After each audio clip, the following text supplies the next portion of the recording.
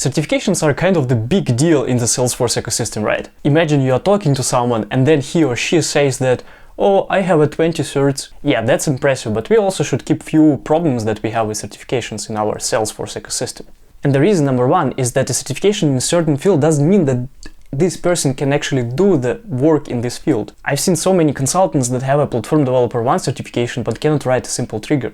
So the fact that this person has a Platform 1 Developer certification doesn't mean anything beside the fact that they just have the certification. The second reason are dumps. Obviously, using dumps is very wrong from moral and career perspective, but they are there and people using them. I personally spent more than 100 hours to prepare for my Developer 2 certification, and the idea that someone has got the same certification by studying, I don't know, just one day, this is crazy, and this is not really motivating me to have more certification. If someone finishes for example, Princeton University, you know that they put some work into it. You know that they attended the lectures, they wrote some exams, and then actually have some knowledge at least.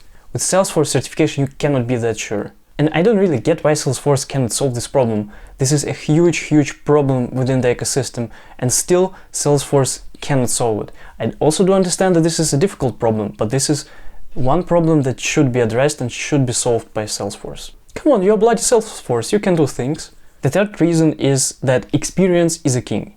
If someone has 5 years experience versus someone who has 1 year of experience, it's clearly that the person with 5 years has more, can provide more value to your company than someone with 1 year.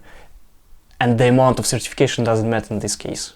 From my own experience, I can say that the best people I worked with had just a lot of experience and sometimes even 0 certifications. Important, that's not the rule. You still should get the certifications, but that's just my own experience. The reason number 4 is that the topics that you learn for the certification are not necessarily the topics that you use for the work.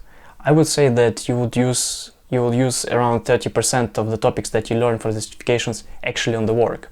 Some certifications are more useful, some are less, but you will never find a certification where you will use 100% of that stuff that you learn there for your work. And the last reason, the certifications are all about hard skills.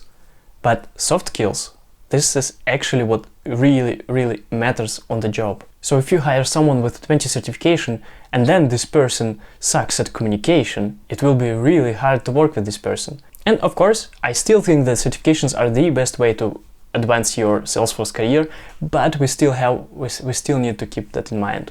That's it for today. See you in the next video.